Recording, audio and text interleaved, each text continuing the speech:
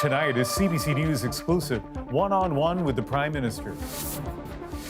Don't you as Prime Minister kind of owe it to the country to clear up exactly how compromised the Parliament may or may not be at this point in time? From foreign interference to his political future. You say you're staying.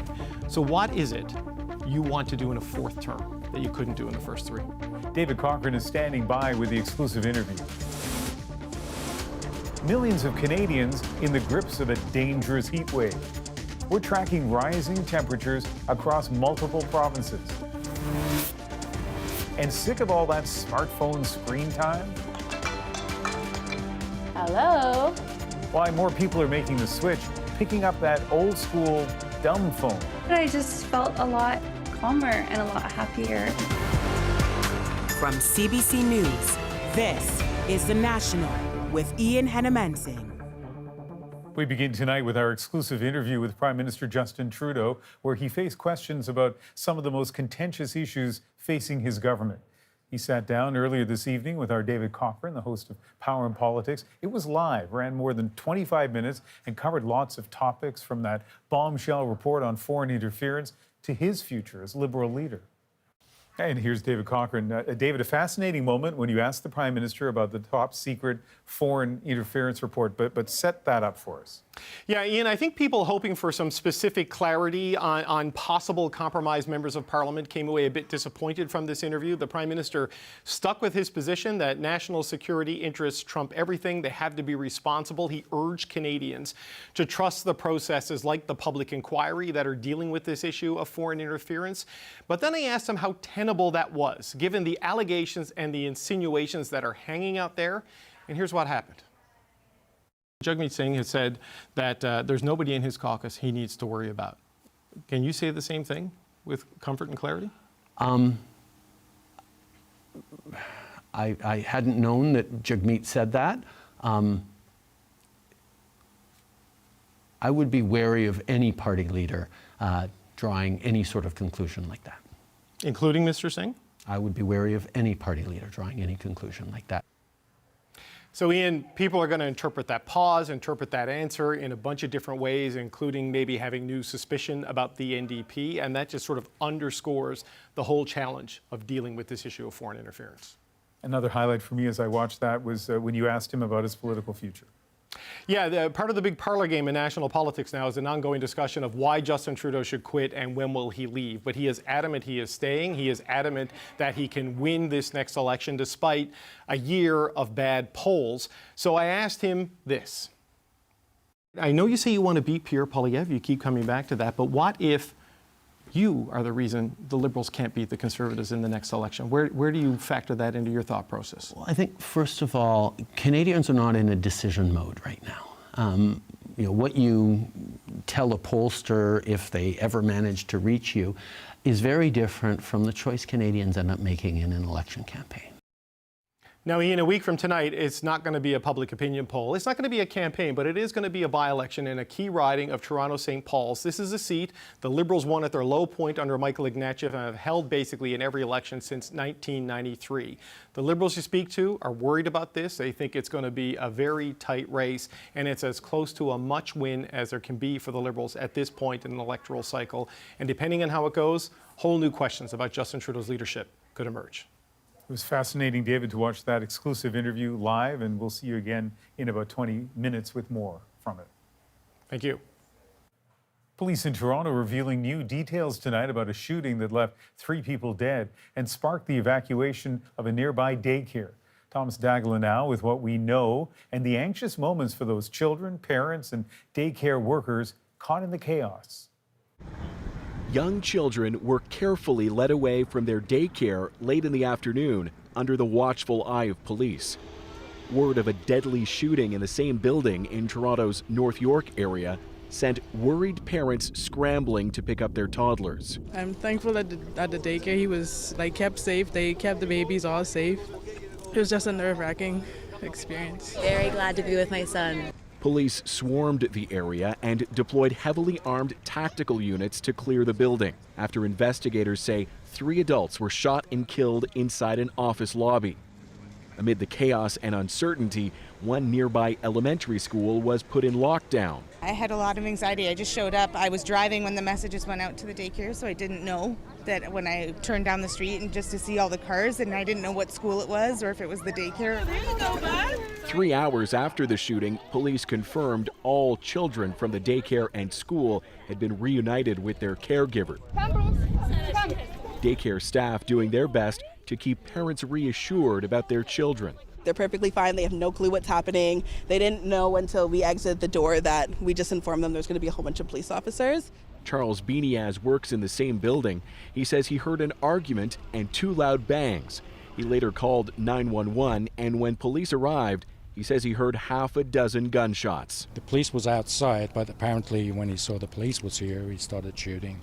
And that's when it happened, I guess. And Thomas Dagla joins us now from the scene. Police have said this evening what they believe led up to this shooting.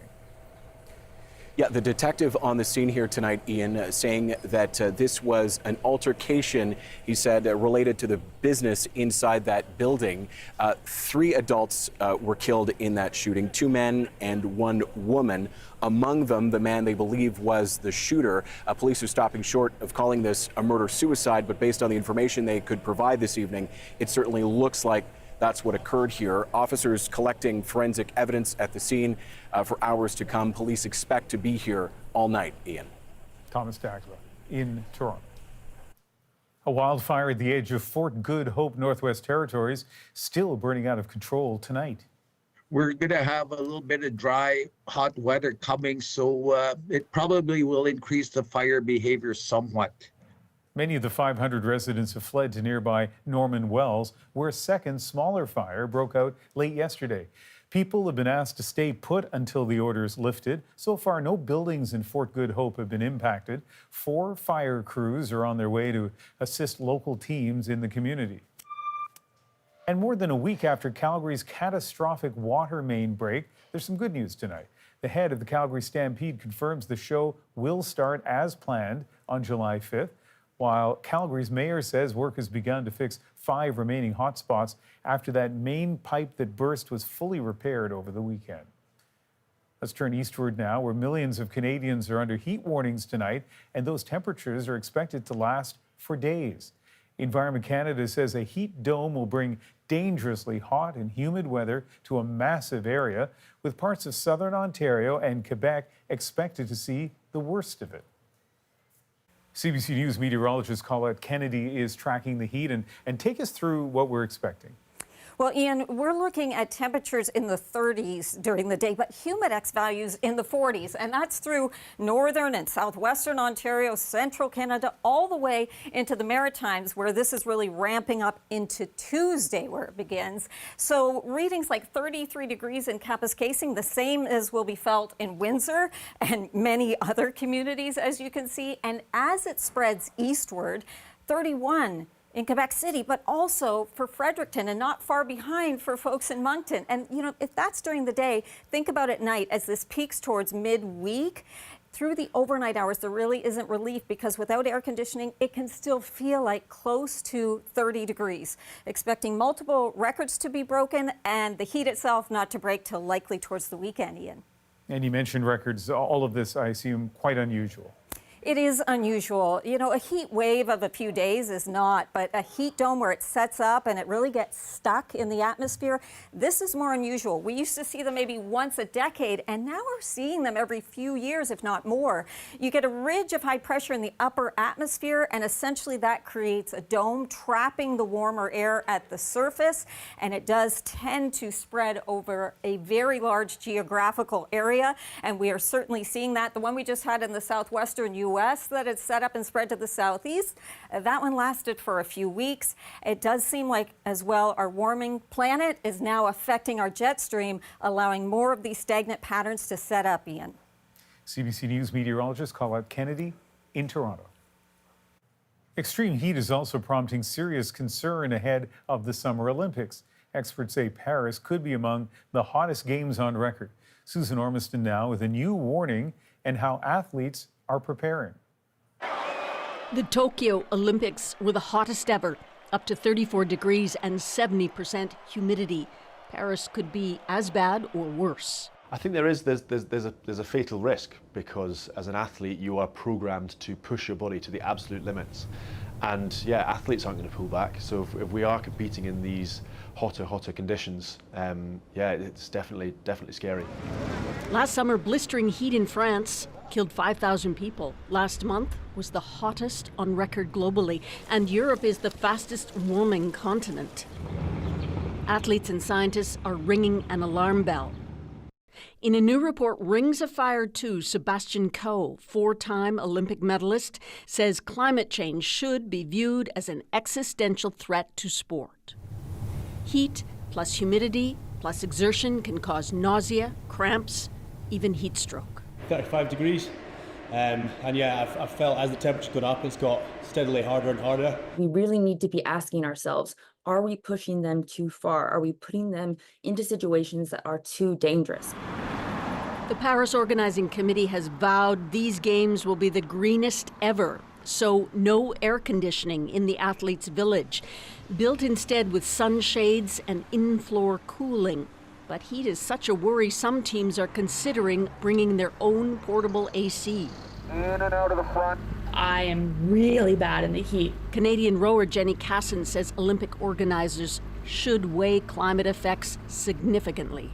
I don't think it's as simple anymore as choosing the country with the highest bid. You have to weigh in other factors, or else you're not going to have the games. Like, you're going to have athletes who are barely alive and unable to perform at their best. The report recommends adjusting timing or venues and less interest in oil and gas sponsors. Susan Ormiston, CBC News, Toronto. You can track temperatures across Canada and see how they compare with records on the CBC News Climate Dashboard. We've also added some new features, including active wildfires broken down by province and territory. Just head over to cbc.ca/climate. In the Middle East, Israeli Prime Minister Benjamin Netanyahu has disbanded his war cabinet. This comes a week after a key opposition member quit over Netanyahu's handling of the conflict. The cabinet was formed after the Hamas-led attack on October 7th to make decisions about the war. Netanyahu is now expected to consult a small group of ministers. This also comes after Israel's military promised to stop fighting for several hours each day along a road in southern Gaza so that aid can get in, but still not clear if that will actually help the Palestinians who need it. Our Margaret Evans traveled to the Israel-Gaza border. The face of hunger comes in all sizes in Gaza and with a long reach. Nasreen Abu Kashif says aid trucks aren't making it to the ruins of what was once home. I keep trying to make the children patient, she says. I say just a little longer and I'll make you something to eat. For now, that means what local groups can share and pressure on children to fill enough bowls for a whole family. On the other side of the border, at Israel's crossing point into southern Gaza, pallets of canned goods and piles of onions stand behind concrete blast walls. The Israeli military inviting journalists to see trucks moving aid to Gaza after announcing what they call a daily pause in fighting, but just along a short designated corridor. They've been loaded up, checked by the Israelis. This is something the Israeli Defense Forces want us to see. It is, they say, an example of what could happen with their tactical pause, ensuring that more humanitarian aid finally gets into Gaza. Aid agencies say they've heard that before. Israel pledging to flood Gaza with humanitarian help back in March. Israel blames UN agencies for not collecting aid sitting at the crossing. Those agencies say they need to know it's safe. We hope this leads to further concrete measures by Israel that they'll address long-standing issues preventing a meaningful humanitarian response in Gaza.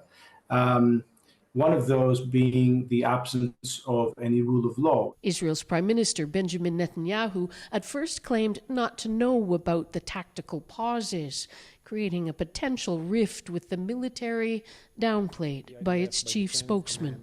Our order was clear, to make sure that humanitarian aid is getting into Gaza. He also made it clear that fighting has not and will not be paused elsewhere in Gaza. Margaret Evans, CBC News, along the Israeli-Gaza border. In northeastern Ukraine, another frontline city has been reduced to rubble. Weeks of Russian shelling has forced many to attempt an escape to nearby Kharkiv. Briar Stewart is there speaking with people who found safety. Out of their homes and in line for government aid in Kharkiv. It was an arduous journey to flee their communities as Russian forces advanced north of the city. Even more horrifying for the ones who stayed. We've been living in the basement for a month, said Yuri. He's visibly shaken. He only left 2 days ago after his home was destroyed. These are the pictures he took as he walked out of Vovchansk. Some of his neighbors, he says, are still stuck in the city. There are reports that Ukrainian troops are making progress, trying to isolate the Russian soldiers who've crossed over the border. This man says he's a Russian soldier in Vovchansk, and out of his unit of 100 men, there are only 12 left. CBC News has not been able to verify this video. Ukraine says the front line has stabilized in this area, but trenches are being built on the outside of Kharkiv, which in May was routinely terrorized by missiles and bomb attacks. 9 people were killed when 5 surface-to-air missiles were launched at this apartment block, the gaping hole revealing lives that ended suddenly and violently. All these missiles hit in Kharkiv. We were shown what more than 2 years of a Russian bombardment looks like, strewn across a yard at a secretive location. There are the fragments of 1,000 missiles, bombs, and drones here, and Ukrainian authorities are keeping them because they say they're evidence of Russian war crimes and its targeting of the city of Kharkiv. This is parts of cruise missiles. In this heap, remnants of bombs and drones. This is Shahed. The Shahed drone. Yeah. This part. As an official from the prosecutor's office shows us a cluster bomb, we have to pause. It's hard to hear him explain what all these weapons are over the sound of a siren, warning about another aerial threat. Briar Stewart, CBC News, near Kharkiv. Human smugglers entering the U.S. from Canada are creating political strain and putting pressure on the RCMP. You're running around chasing your tail all evening, all night, all day, day in, day out. Exclusive access to that difficult patrol in a CBC News investigation into a cross-border smuggling hotspot. Plus, why cell phones from the early 2000s are making a comeback. They want to go back to simpler times using a simpler device. And Milos Raonic powers his way into the history books. The Canadians' memorable performance in our moment. We're back in 2.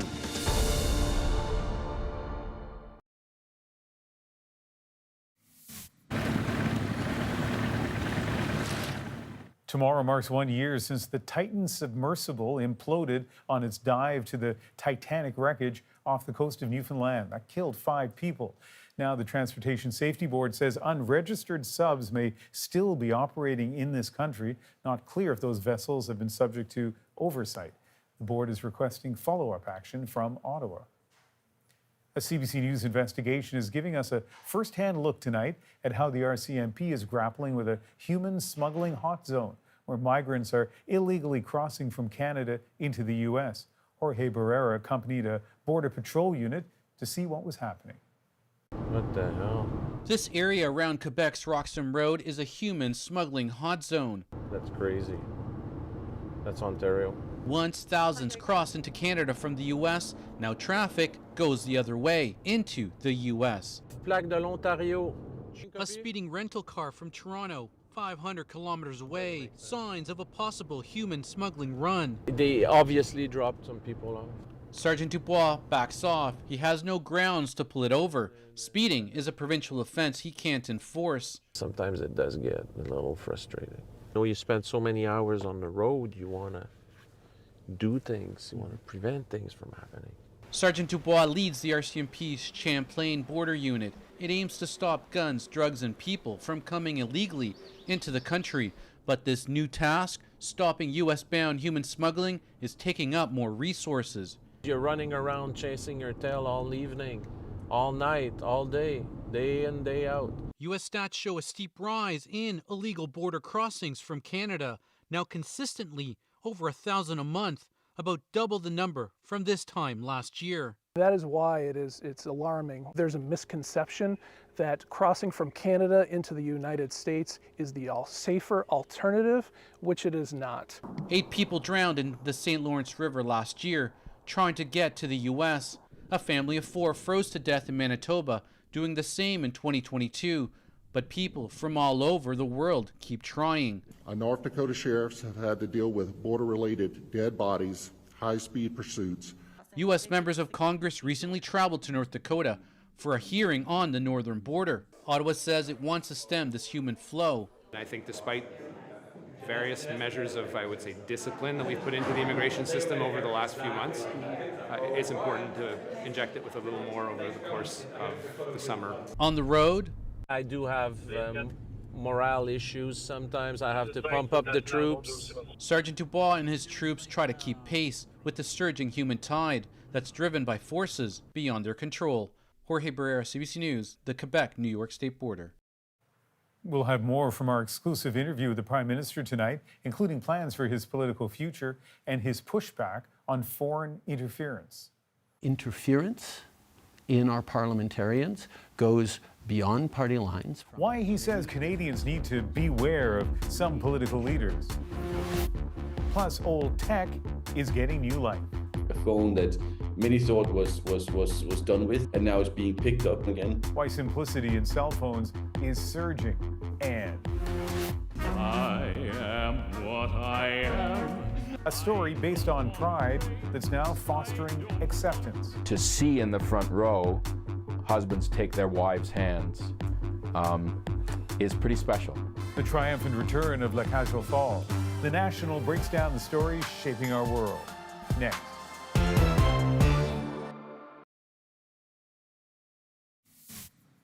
But the most important thing for me to be in New York tonight is just like a new beginning. That is superstar Céline Dion on the red carpet in New York tonight for the premiere of her new documentary, I Am Céline Dion. It's billed as a behind-the-scenes look at her struggle with stiff person syndrome. The documentary premieres on Prime Video on June 25th. And in case you missed Adrian's interview, you can stream Céline Dion, I Will Sing Again on CBC Gem, on the National's YouTube page, or on our website, cbc.ca/thenational. The U.S. Surgeon General is calling on Congress to force social media platforms to warn younger users about the risks to their mental health. Dr. Vivek Murthy is calling for a label similar to the ones on tobacco products. In a New York Times op-ed, he wrote, a Surgeon General's warning label would regularly remind parents and adolescents that social media has not been proved safe. Starting this fall, the province of Alberta is banning cell phones and access to social media in the classroom. The restrictions for K-12 students are intended to reduce distractions and cyberbullying. As more people acknowledge the harm of living life constantly online, the use of simple cell phones without internet access or social media is on the rise, but can they really help curb digital addiction? Here's Nisha Patel. She's got her school schedule. When Lee Tynan agreed to get her 13-year-old daughter a cell phone, she didn't want it to become a distraction. When there's a smartphone or a screen, you don't practice guitar, you don't read a book, you don't just be bored. Hello? She spent about $80 on a flip phone. It allows talk and text, but no social media. And then I just thought I really don't feel comfortable with her being online all the time. Known as dumb phones, simple phones, or even boring phones, these basic models seem to be making a comeback. Sales in Canada grew by 25% in 2023 compared to the year before. The smartphone is not a source of enjoyment anymore. It used to be fun, but now they're addicted to it. So they want to go back to simpler times, using a simpler device. The company that makes Nokia phones has relaunched a model from 20 years ago. It's really interesting to see like a phone that many thought was done with, like we would never use this phone again, and now it's being picked up. We're humans, and we're taking back our lives. The light phone is also trying to cash in on the demand. Its version has a more modern design, a black and white screen, and no connection to the internet. The company is in talks with TELUS and hopes to bring the phone to Canada later this year.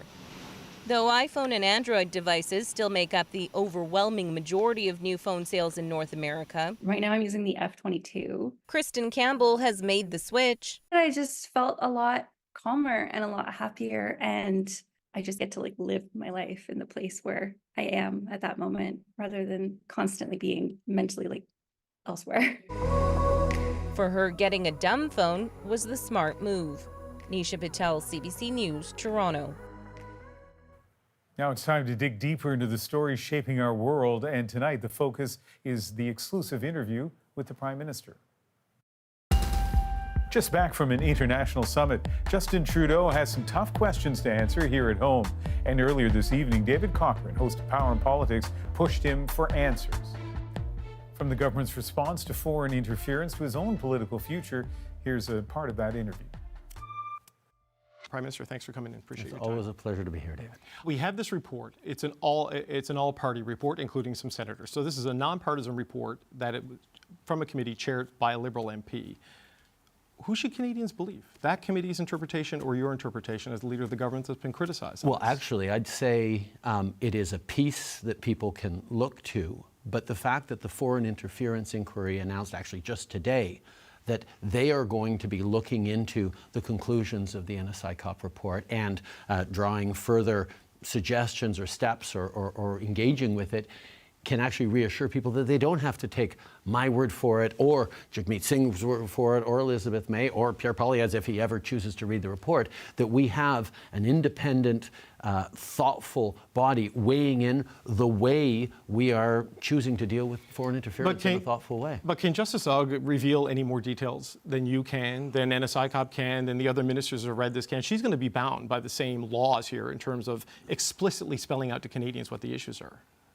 Well, I think everyone understands that when you talk about issues of national security, disclosing classified information puts the people who collected that information at risk, puts a knowledge of how we protect Canadians in the hands of those people who want to harm Canadians. There's always, when it comes to national security, a need to balance what we can say publicly with what we actually do to keep Canadians safe. But we have never shied away from transparency. When I stood up in the House of Commons last September to declare that we concluded that India had been involved in the killing of a Canadian citizen on Canadian soil, that was extraordinarily serious, but that was something that Canadians needed to know directly. And I chose to do that because we needed to make sure that Canadians understand the threats to Canada and everything we're doing to keep them safe.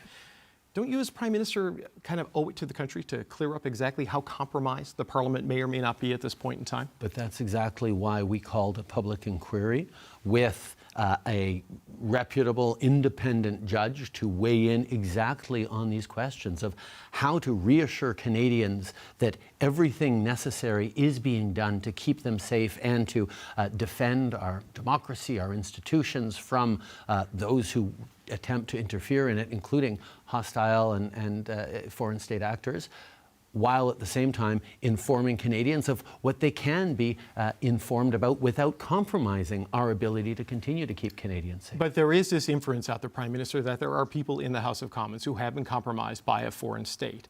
And there is no clear way to get clarity and certainty on that at this point in time.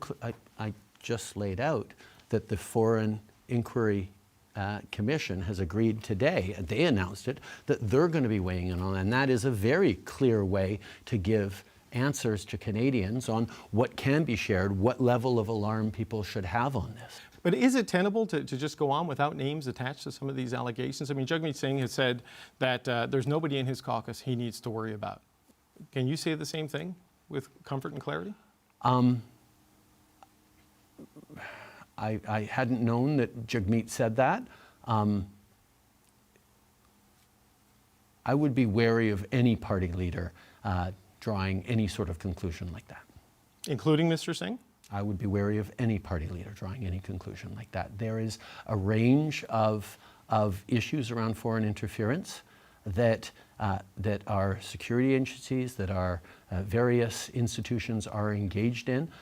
We know that foreign actors are trying to interfere in all different parties in many different ways, and protecting the integrity of our parliamentary system and of people who choose to step forward in Parliament from false or misleading accusations that may well be the goal of some of those countries wishing to interfere, is requiring a level of thoughtfulness that is not always conducive to selling newspapers or headlines, but is what a responsible government must do to continue to engage in foreign interference.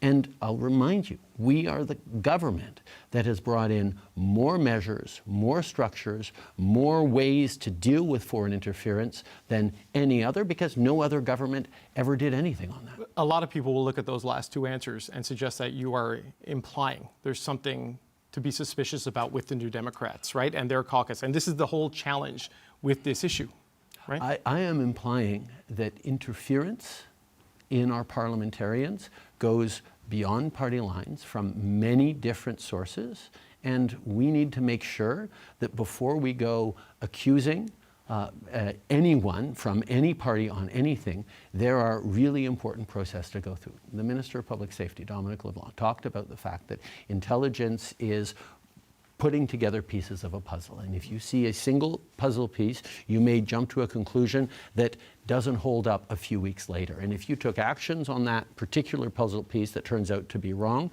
you can do significant damage to our democracy and to our institutions. And that's why we have to be very, very responsible and careful about it, which is exactly why it's a good thing that the inquiry into foreign interference will be looking at this report and making conclusions and perhaps recommendations to us on the way to move forward. The parlor game, as you know, is the conversation of why you should quit and when you should leave, and you say you're staying. So what is it you want to do in a fourth term that you couldn't do in the first three? Oh no, it's continuing to meet the moment for Canadians. It's continuing to know that what we've done over the past years, whether it was raising taxes on the wealthiest and lowering them for the middle class, whether it was delivering on a Canada Child benefit that has lifted hundreds of thousands of kids out of poverty and made a huge difference across the country, whether it was being there to support Canadians during the pandemic and yet still have the fastest bounce back on jobs of any of our peer countries, delivering on childcare, delivering on all the things that are giving those opportunities to young people who, quite frankly, don't feel like they are getting the opportunities they need to have. There is a lot more fighting to do. At the same time, there are incredible opportunities. What we're seeing in terms of drawing in investment in a green economy that is giving opportunities for small towns across the country to suddenly see factories starting up, good manufacturing jobs come back, the way we're seeing economic reconciliation move forward in real ways for Indigenous communities, the way we're seeing the opportunities for young people to actually get back on track in terms of owning a home.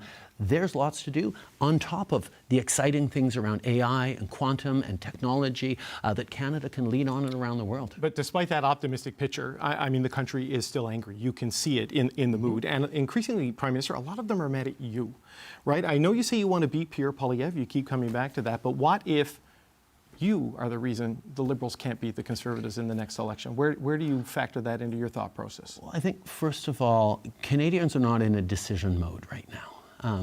You know, what you tell a pollster if they ever manage to reach you is very different from the choice Canadians end up making in an election campaign. And fundamentally, and it's not just Canada, but everywhere around the world, and indeed I was talking with other leaders at the G7 and in Switzerland at the Peace Conference for Ukraine, everywhere people are struggling with high inflation, with cost of living issues, with interest rates, with housing challenges, with childcare challenges, all these things.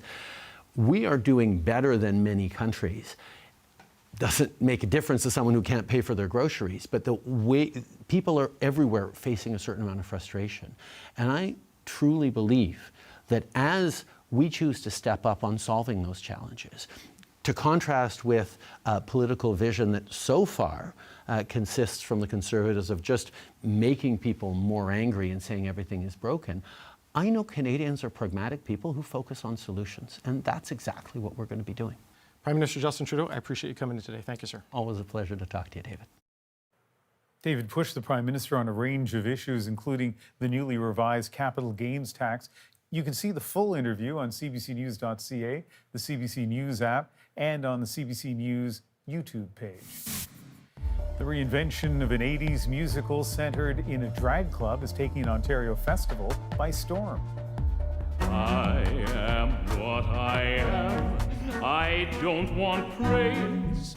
Why La Cage aux Folles is stealing the show and how the response is touching the hearts of its cast members. Next.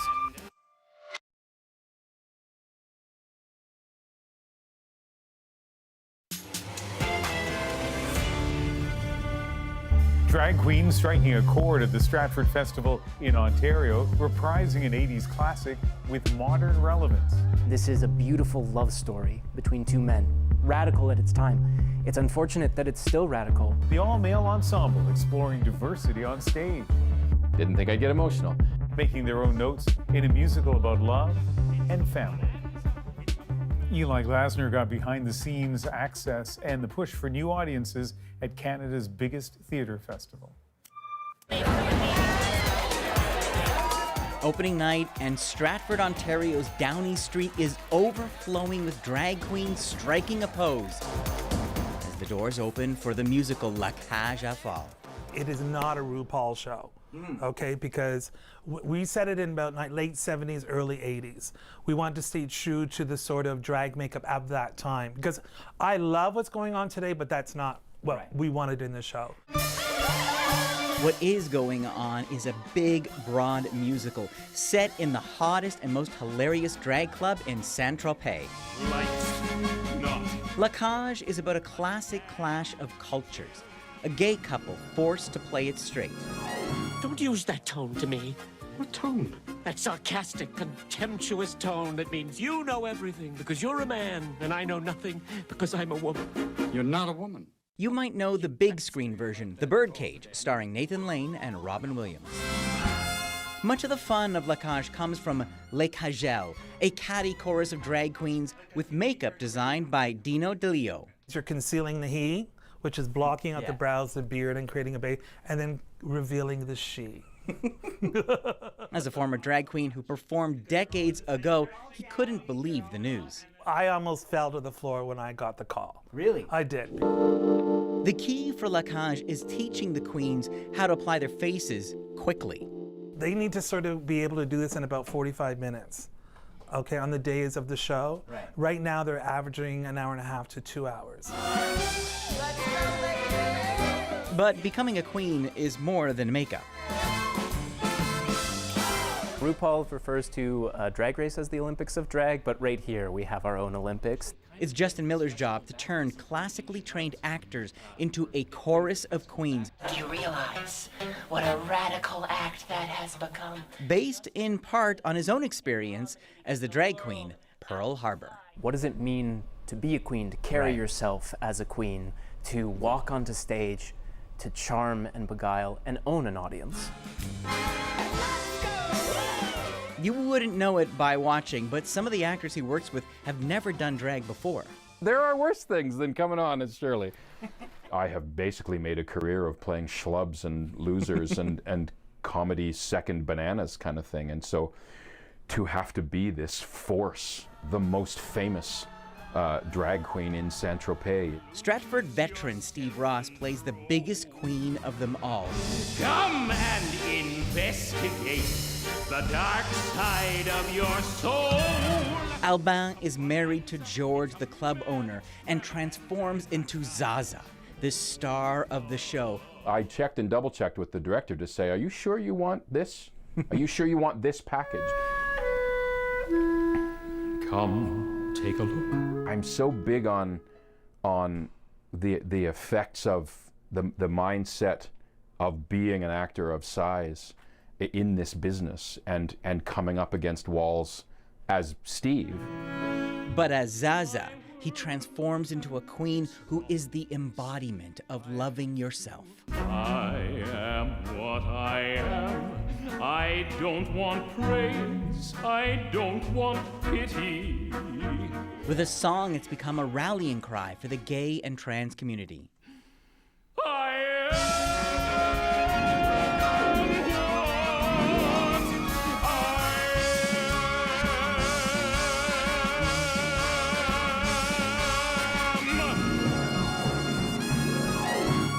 What does it mean for you, Steve, to sing that song to this audience, pulled from across Canada? I didn't think I'd get emotional.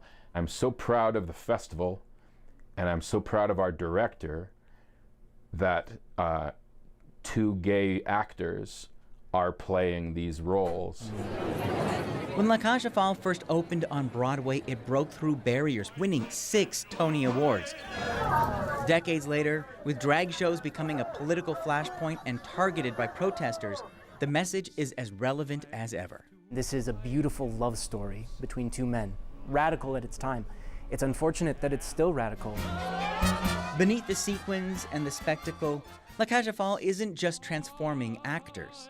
To present a story about a marriage, a long-term relationship between two men, and to see in the front row husbands take their wives' hands is pretty special. At a time when other festivals are failing, being bold and relevant is part of what's made Stratford Festival a success. We'll walk a bit that way instead. I'm black, I'm gay. To see this show done with full support from the Stratford Festival, there was no take out the risque parts, take out this, alter this, never ever a discussion. We are what we are.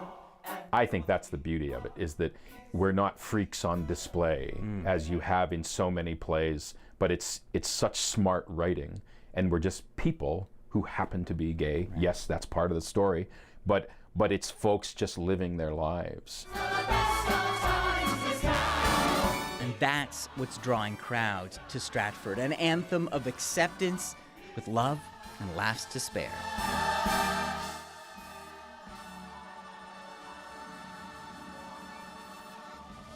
The musical runs until October. It's one of a dozen plays featured at the Stratford Festival this season. Coming up, a smashing performance from one of Canada's own. There is ace number 47 to well and truly make the record his own. Milos Raonic serves his way into the record books next in our moment. Ace number 47.